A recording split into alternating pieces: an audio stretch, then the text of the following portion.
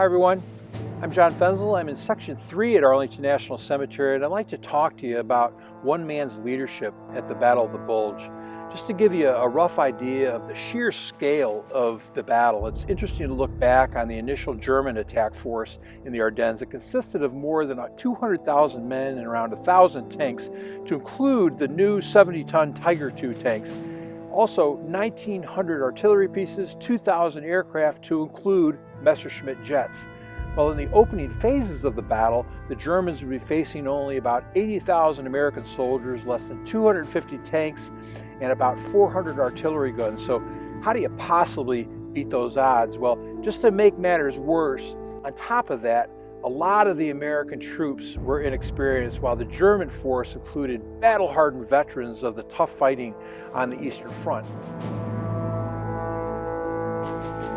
By December 22nd, German forces had surrounded the Belgian town of Bastogne, trapping 14,000 American soldiers and about 3,000 civilians. And that day, at around 11:30 in the morning, Nazi General Heinrich Führer von Lüttwitz dispatched a four-man party consisting of a major, a lieutenant, and two enlisted men under a flag of truce to deliver a message to Brigadier General Anthony McAuliffe, who was the acting commanding general of the 101st Airborne Division.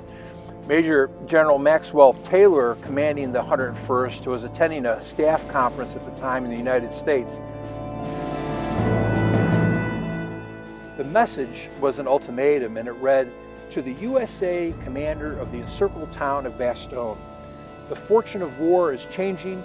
This time, the USA forces in and near Bastogne have been encircled by strong German armored units." And it goes on to say, "There is only one possibility to save the encircled USA troops from total annihilation, and that is the honorable surrender of the encircled town. In order to think it over, a term of 2 hours will be granted, beginning with the presentation of this note. If this proposal should be rejected, one German artillery corps and 6 heavy battalions are ready to annihilate the USA troops in and near Bastogne. The order for firing will be given immediately after this 2 hours term. All the serious civilian losses caused by artillery fire would not correspond with the well-known American humanity." Signed, the German commander. Well, according to those present, when McAuliffe received that German message, he read it, he crumpled it up, and he threw it into a waste paper basket, and he muttered, "Ah, nuts." The officers in McAuliffe's command post were amused, and in trying to find the right language for an official reply, it was Lieutenant Colonel Harry Kennard who suggested that McAuliffe's first response summed up the situation pretty well. Everybody agreed, and so the official reply was typed and it was delivered to the German delegation, and here's what it said. December 22nd, 1944, to the German commander, nuts. Signed, the American commander. The German major appeared confused, and he asked the staff officer what the message meant, and that staff officer said, in plain English, it means go to hell. That choice of nuts rather than something earthier was typical for McAuliffe.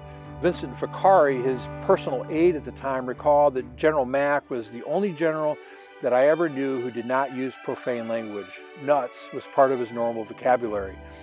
Well, the artillery fire didn't materialize, although several infantry and tank assaults followed, along with nightly German Luftwaffe attacks on the town. The 101st held off the Germans until the 4th Armored Division arrived on December 26th to reinforce them. After the battle, McAuliffe was promoted and he was given command of the 103rd Infantry Division, which he led from January of 1945 to July of 1945. After the war, he was named commander of the U.S. Army in Europe. I thought what we'd do now is take you over to General McAuliffe's gravesite. I'm going to turn the camera around here so that you can see. You can see the headstone right in front of me. As Brigadier General McAuliffe commanded the Division Artillery of the 101st Airborne Division, he parachuted into Normandy on D-Day. But that day, he became deputy commander of the 101st when Brigadier General Don Pratt was killed. Something that's not generally known is that McAuliffe supervised also the development of new technologies to include the bazooka and the Jeep. His wife and daughter are buried with him. His wife Helen, his daughter Patricia, passed away in 2001. That's General Anthony C. McAuliffe, ladies and gentlemen. I'm John Fenzel, and I thought you'd like to know.